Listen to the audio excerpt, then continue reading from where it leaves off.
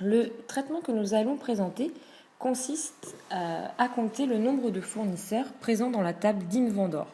Donc c'est une table qui répertorie tous les fournisseurs de l'entreprise. Donc pour cela, nous allons d'abord créer un nouveau package en cliquant sur Nouveau package SSIS. Donc voilà, donc la zone de travail et la boîte à outils s'affichent. Nous allons renommer le package, donc comme par exemple ici test IS01.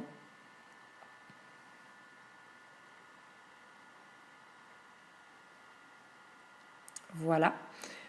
Donc nous allons principalement travailler avec les deux onglets flux de contrôle et flux de données. Donc pour commencer, nous allons sélectionner la tâche de flux de données à l'aide d'un glisser-déplacer. Donc il est important de renommer ces composants, de ne pas laisser le nom générique pour les personnaliser et avoir plus de clarté dans le travail si jamais on a besoin de revenir dessus plus tard, etc. C'est plus clair et plus précis. Donc ensuite, pour paramétrer ce composant, soit on double-clique dessus, ou bien, comme ici, on clique sur l'onglet flux de données, donc qui est directement relié à la tâche de flux de données. Donc on va aller sélectionner la source d'où proviennent nos données. Donc ici, on va utiliser le composant source ODBC, car notre base de données est située sur le SGBD Access. Et donc pour le relier, on a eu besoin de créer un lien ODBC. Donc on va aller modifier les paramètres.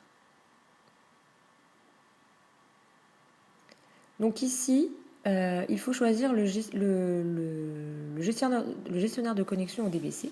Donc soit on crée un nouveau gestionnaire de connexion s'il n'est pas déjà fait autrement. Sinon, s'il est déjà créé, on peut le retrouver dans la liste déroulante qui se situe ici. Donc, nous allons le créer. Donc on sélectionne bien le lien ODBC qui pointe vers la base DW située sur Access. Voilà, on l'a choisi, on clique sur OK. Et maintenant, nous allons aller sélectionner la table qui nous intéresse. Donc dans notre cas, c'est bien la table d'Invendor, puisque nous souhaitons afficher le nombre de fournisseurs présents dans cette table.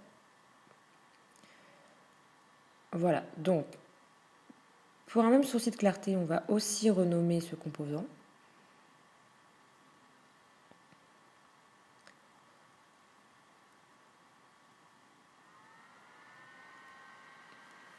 Voilà, comme ceci. Ensuite, nous allons choisir un autre composant qui s'appelle nombre de lignes. Donc, nombre de lignes qui est situé un peu plus haut, qui va permettre de compter le nombre de lignes dans la table, sachant que dans cette table d'Invendor, une ligne égale un fournisseur. Donc, en comptant le nombre de lignes, on aura le nombre de fournisseurs. Pour utiliser ce composant, il faut créer une variable auquel le rattacher pour la suite, en fait, pour pouvoir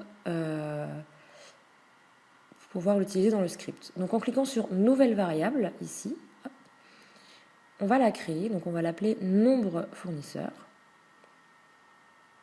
Et ensuite, on va relier cette variable au composant nombre de lignes.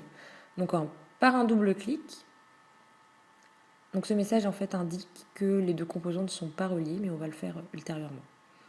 On peut cliquer sur oui. Et donc dans la liste des variables, il n'y en a qu'une de créer, c'est celle que l'on vient de faire. On fait OK. Ensuite, on va retourner dans l'onglet flux de contrôle où on va sélectionner la tâche de script. Voilà ici. Que l'on va renommer aussi, où là on va lire dans la table d'Invendor le nombre de fournisseurs.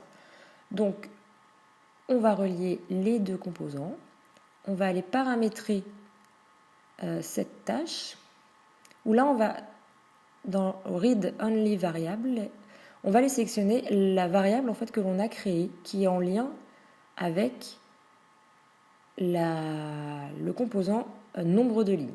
On peut cliquer sur OK et ensuite on va aller modifier le script. Où là on va faire afficher une message box qui nous donnera le résultat de la requête que nous avons demandée. Donc ici on vient coller le script donc en langage VBA. où on voit bien qu'on demande de faire apparaître dans une message box la variable nombre fournisseur que nous avons créée. Donc on clique sur enregistrer et on peut fermer cette fenêtre. On peut aussi fermer cette fenêtre en cliquant sur OK. Et ensuite, on va aller exécuter le traitement. Donc le traitement s'exécute parfaitement et la message box nous dit le nombre de fournisseurs est 104. Il y a donc 104 fournisseurs au sein de l'entreprise AdventureBox.